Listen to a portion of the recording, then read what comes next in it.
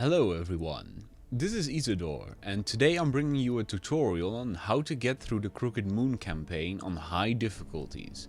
I based this tutorial on my experiences on the very hard difficulty, which means that this tutorial should be applicable to every difficulty, including Legendary. I'm going to try and be as thorough as possible and include information on every facet of the campaign.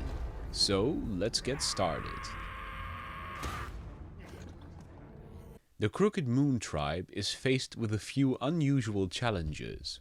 First off, your focus will be to conquer, or rather reconquer, Karak 8 Peaks. This is a heavily fortified city in the middle of the Badlands, which is regrettably quite far from your starting position. There will be a lot of opposition between you and the city, mainly dwarf clans and other orc tribes. One important thing to mention is that Karak 8 Peaks is currently held by the mutinous Crooked Moon Gits, a special goblin tribe that will constantly send armies your way to raid your provinces and sack your towns. They can't be bargained with at all, so they'll be a constant menace to you as you work your way east. Lastly, the Crooked Moon has some pretty severe unit restrictions. All they can recruit are goblins and various types of beasts, which makes their roster far less varied than that of the normal greenskins. Goblins are among the weakest units in the game, with especially terrible leadership, which is exactly what makes the campaign so difficult as the Crooked Moon tribe. However, not all is lost, as the Crooked Moon tribe does get a few benefits that vastly improve the quality of your goblins. The Crooked Moon gets a faction-wide bonus which reduces both the recruitment cost and maintenance cost of any goblin units in your armies by 40%. This is a huge advantage, as it means you don't have to bankrupt yourself to hire new units, and it's fairly cheap to maintain several armies at once. You also get Night Goblin War Bosses for Lords, who get skills that dramatically improve the effectiveness of both goblins and squigs. When you start the campaign, all you start with is a small town in the southern Grey Mountains, as well as your faction's legendary leader, Skarsnik, who starts the campaign with 2 units of Night Goblins, a unit of regular goblins, a unit of Goblin Archers, a squad of the all-new Squig Hoppers, and amazingly, an Arachnarok. Expect the Arachnarok to be critical in winning your first few fights. In fact, mine didn't die throughout the entire campaign. Regrettably, your first settlement will be woefully underdeveloped and will only have very limited room for expansion since it's just a town. All you start with is a Musta Fields, which gives you access to regular goblins only. The very first thing you want to do is upgrade it to a Brawling Grounds, so you can recruit some units that are actually good for something. Even in desperation, I really don't recommend using regular goblins. They're a waste of money and a waste of valuable slots in your army. I'm going to dedicate a separate episode of this tutorial to unit explanations in case you'd like some more information on that front. Your first objective should be to conquer Karak Norn, and then soon after that, Grimhold. They're currently held by a dwarven faction that you're already at war with, and they won't agree to a peace treaty anytime soon, so you must deal with them early on. If you try and ignore them, they're gonna send an army to capture your little town very early in the game, and that's gonna be a nightmare to deal with, as it'll ruin your already meager income, and since you will have no settlements left, it'll cause severe attrition in your armies. Before moving your army, send your starting goblin big boss, your agent, not your hero, to the east and south, in the direction of Karak 8 Peaks. Along the way, he'll discover other orc tribes, which you can form pacts with. Once he's discovered all the orc tribes from your home to the Badlands, bring him back. He'll serve as an excellent assassin once he's done scouting, and can block enemy armies from moving very far. Now, if you want to get one up on the dwarves before they can strike at you, here's a little trick I figured out. On turn 1, move your army to the province of Grunberg, which belongs to the Yumis to the north and east of you. Put your army just barely over the border. You see, the AI doesn't suffer from the fog of war, so the dwarven faction to your south will see your army leaving its settlement undefended. The dwarves of Karak Norn will then send their army north to your lands through the Underway, which gives you a chance at an easy early victory.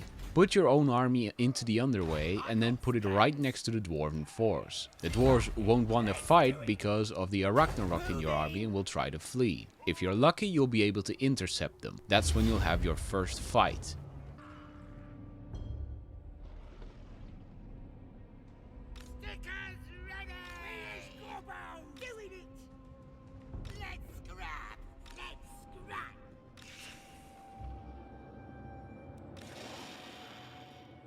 During this encounter, it's important to make sure your Ragnarok is always in the thick of combat. The more dwarves it hits with every attack, the better. Meanwhile, your goblin unit should be holding the line against the dwarven units, and your squighoppers should be flanking around and targeting the enemy grudge thrower first, followed by the enemy quarrelers. As you can see in the video, it's not that hard of a fight, and it will yield some easy gold, experience for your units and hero, and it will wipe out the dwarven forces entirely, giving you the slight edge you will need to win later on. After this, you should be on turn 3. Move your army to the border between Karagnorn and your own territory and start recruiting.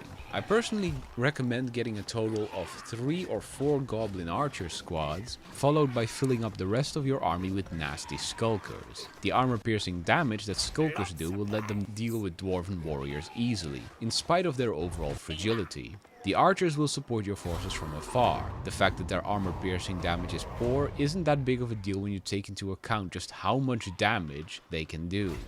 After your first successful battle against the dwarves, you're going to have to do something risky in order to conquer Karagnorn.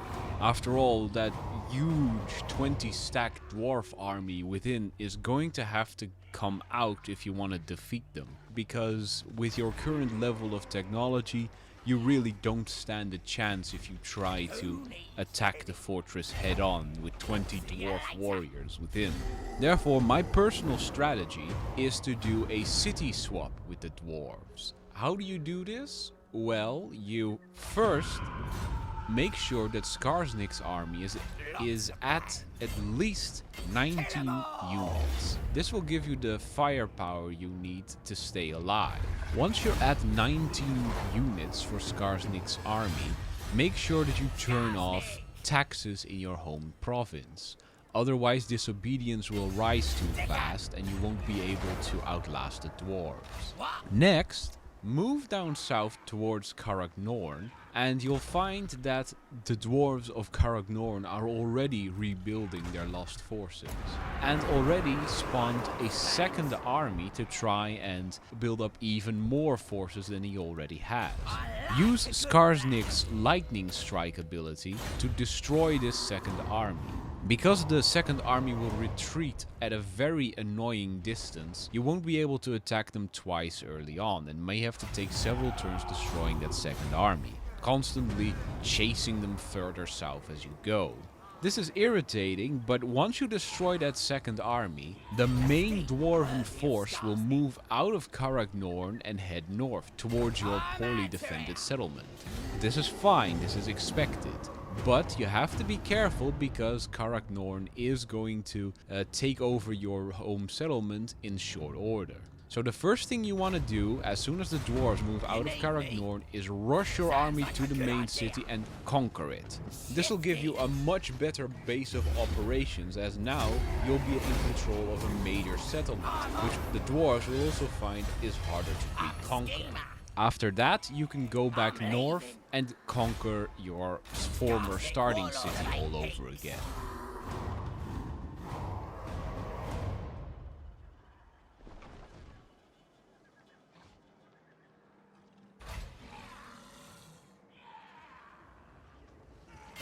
Knife 'em! I hear ya!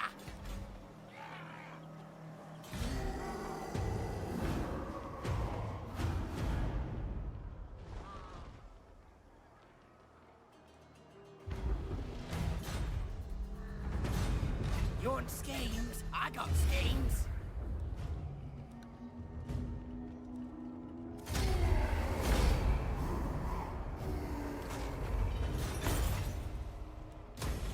Right, let's do it. Gobbler's hungry. Don't hold your breath. Now you'll be in control of your first province, which will be an important stepping stone to future conquest. Note that it is important that you don't sack any of these settlements. It's quite hard for you to maintain public order at high difficulties, especially since not owning Karagate Peaks gives your faction a -2 obedience in all your settlements.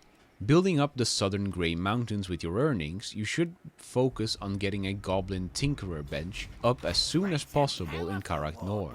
This will let you start researching, and the first research you should focus on getting is Big Gun Bullies, which gives your goblins a much needed +5 leadership. You will also want to get a boss tent in one of your towns and upgrade it to level 2 as soon as possible to keep your temporary capital from rebelling.